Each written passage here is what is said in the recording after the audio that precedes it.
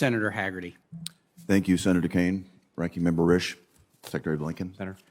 Before I start, I'd just like to acknowledge a young man, Army Staff Sergeant Ryan Knaus. Ryan's a Tennessean, one of the 13 service members who lost his life at the airport in Kabul trying to rescue and save others. My heart goes out to he and his family and the tragic loss associated with this evacuation. And regarding this evacuation, I agree with Senator Barrasso. For President Biden to call this an extraordinary success is beyond the pale when we leave Americans, when we leave our allies, when we leave those that have helped us behind. And I've also just been over to visit with our allies in the UK and at NATO, and their sense of surprise and enragement is palpable. We have a very significant failure that's taken place here, a failure of global proportion. And it's placed our allies in the position of questioning America's resolve, of questioning our nation's integrity. And frankly, they put us in a situation where they're questioning whether we're a reliable partner. Our reputation as a nation, I think, has been put at risk as a result of the failed evacuation here. And our job now is to get to the bottom of this failure as a committee. This failure that's left the world a more dangerous place for the United States, for our allies, for those that depend on us. It's also armed our enemies like never before, and it's emboldened our strategic adversaries.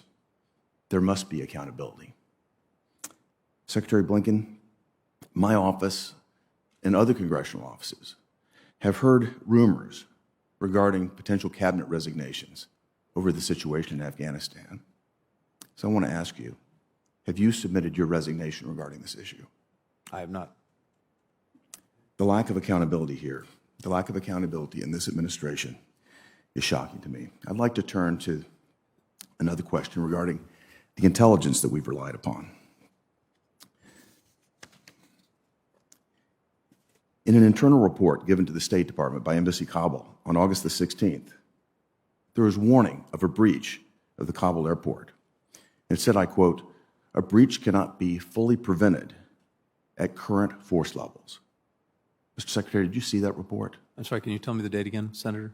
August the 16th, a report given to Embassy Kabul, an internal report from Embassy Kabul to the State Department, saying that a breach at the airport cannot be fully prevented at current force levels. I can't tell you whether I saw that specific report, but that's exactly why the President had on standby 6,000 forces to be able to deploy immediately into Afghanistan, into the airport, in case the airport was in jeopardy, and that's exactly what we did.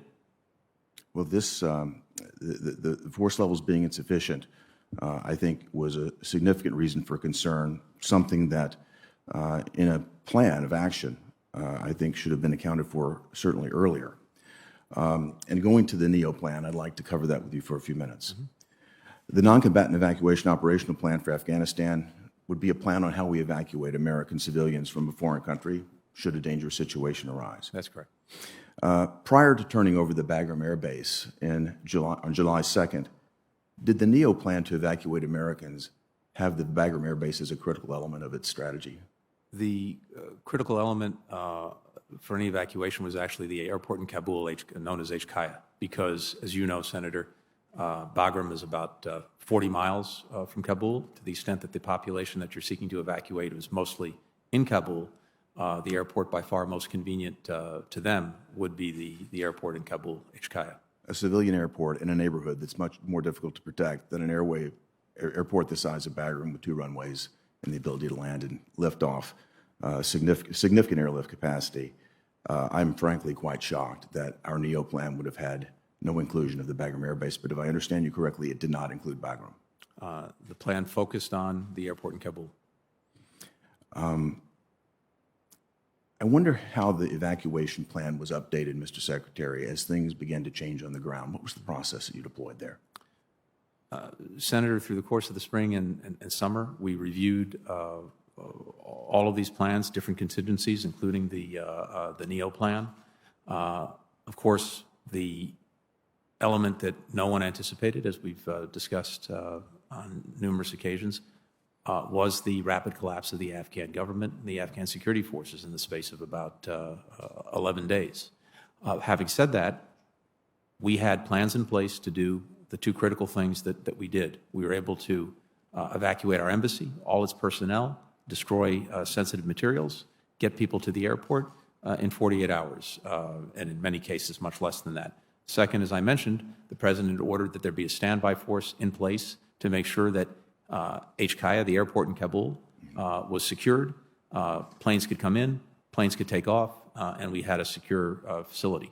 And we did that in the course of about 72 hours. Back to the NEO discussion. In an August 14th briefing, the Pentagon spokesman John Kirby denied that there was a NEO operation in Afghanistan at that point. But 2 days later, on the 16th, he belatedly admitted there was a NEO operation going on. And so I'm curious, Mr. Secretary, what date did the administration actually decide to execute the NEO plan, and when did they begin to actively evacuate all Americans and allies? I believe, Senator, it was triggered by the collapse of the government and the security forces. Who would have made the decision to execute the NEO?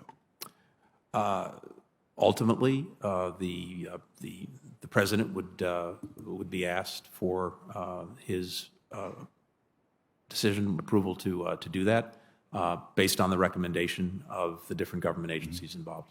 Is that what happened in this case? I believe that's right, yes, sir. You know, oversight isn't a simple check-the-box exercise. It requires getting to the bottom of what's come to be the greatest U.S. foreign policy disaster, at least in my lifetime.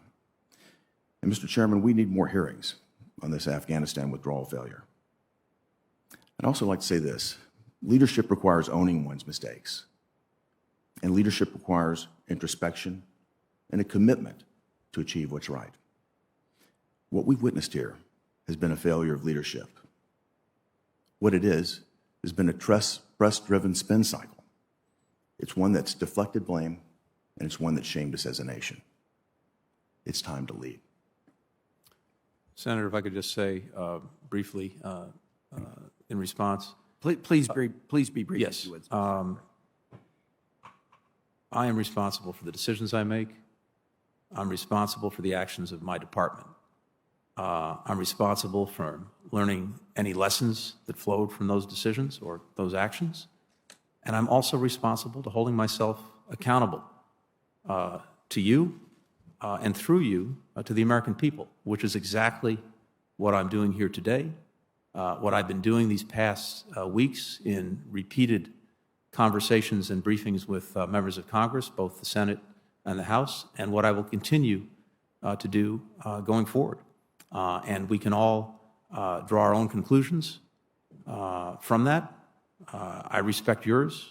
I may disagree with them, but that's exactly the process that I'm engaged in and that we're engaged in, and we will continue to do that going forward. Well, my constituents expect that sort of accountability as well, particularly the veterans that serve in Tennessee and across the nation that have reached out to me. They're absolutely heartbroken about what's gone on. There's been loss of life. There's been loss of treasure. We've now armed terrorists at a level that I've never expected.